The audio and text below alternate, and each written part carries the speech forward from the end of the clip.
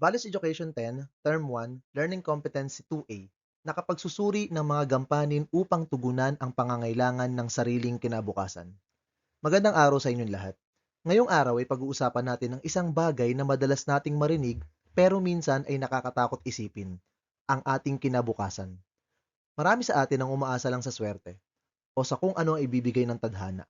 Pero alam nyo ba na ang future self ninyo ay nakadepende sa kung ano ang gagawin nyo ngayon? Hindi ito tungkol sa pagiging genius sa math. Tungkol ito sa pagiging wais sa buhay at kung paano natin sasagutin ang tanong na, handa ka na ba sa kinabukasan? Bago tayo pumunta sa malalim na bahagi ng ating aralin, alamin muna natin yung mga termino o salitang gagamitin natin dito. Una ay ang gampanin. Ito yung mga bagay na ikaw mismo ang dapat gumawa dahil walang ibang gagawa niyan para sa iyo. Kinabukasan. Ang kinabukasan naman ay hindi isang mahiwagang bola ng kristal, kundi resulta ng mga choices mo ngayon. Kumbaga, ito yung finish line na ikaw ang gumagawa ng daan. Pagtugon. Kapag sinabi naman nating pagtugon, hindi ito basta pag-upo lang at paghihintay. Ito ay ang iyong pag-aksyon o paggawa ng paraan kapag may kailangan tayong makuha o ayusin. At syempre, kailangan natin ng estratehiya o yung game plan natin para hindi tayo basta-basta sumabak sa gulo ng walang dalang sandata o plano. May kasabihan tayo na ang future daw ay hindi nakasulat sa bato. Ibig sabihin, hindi ito fixed o destiny lang na wala ka nang magagawa. Isipin ninyo ang buhay ay isang blankong papel at hawak ninyo ang ballpen. Bawat desisyon mula pagpasok sa school hanggang sa pag-iipon ng barya ay bahagi ng kwentong isinusulat ninyo. Ang pagbuo ng plano ngayon ang magsisilbing pundasyon para maging sigurado at matatag ang buhay ninyo pagdating ng panahon. Mahirap mangarap kung wala kang blueprint. Kaya sa lesson na ito, ituturo sa atin kung paano maging arkitekto ng sariling tagumpay nang hindi masyadong nahihirapan. Ngayon, hihimayin natin ang tatlong pinakamahalagang gampanin o roles ninyo para masigurado ang inyong kinabukasan.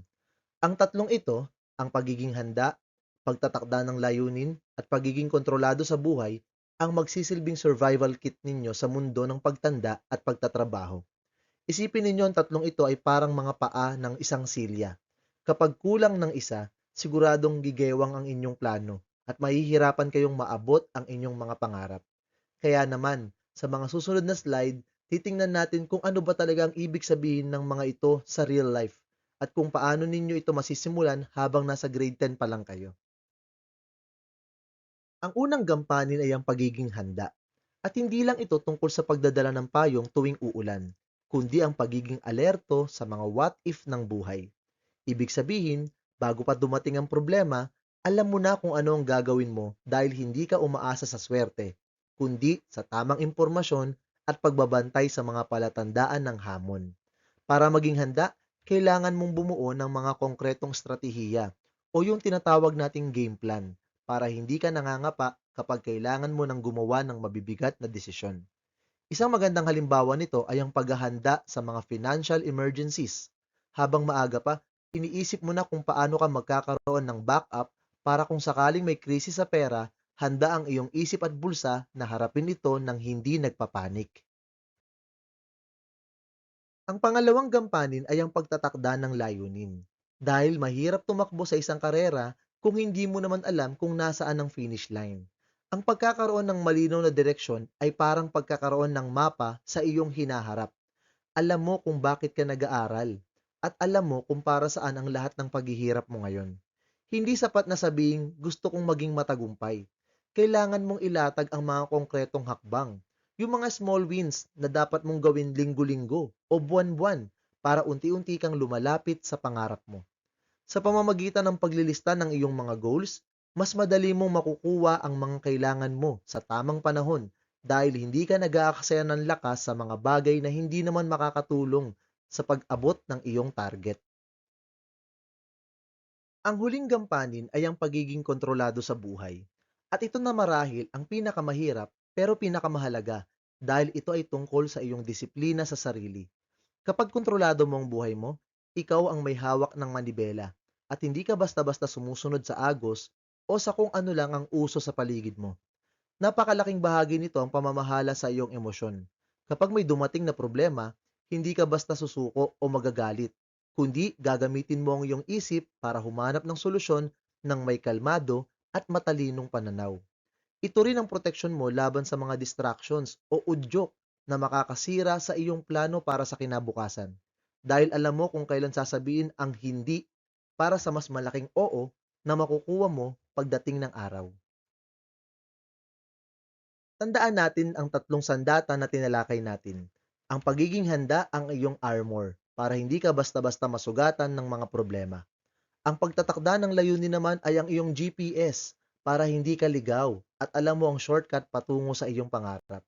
At syempre, ang pagiging kontrolado sa buhay, ang iyong manibela. Ikaw ang driver, ikaw ang boss, at ikaw ang magdedesisyon kung saan lilingon ang iyong buhay. Kapag daladala mo ang tatlong ito, siguradong hindi ka mapag-iiwanan ng panahon. Ngayon, may munting hamon ako sa inyo.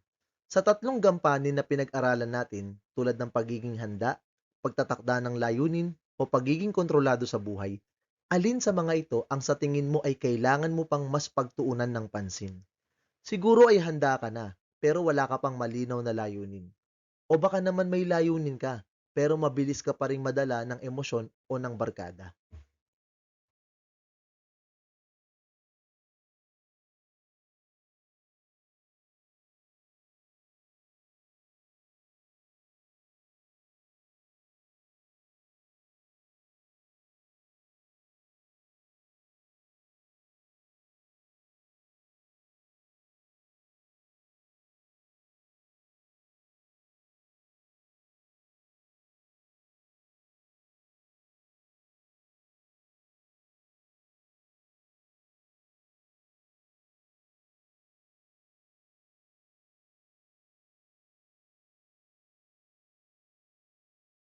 At dyan po natatapos ang ating aralin para sa araw na ito. Sana po ay may natutuhan kayo. Salamat po sa panonood at pakikinig. Paalam!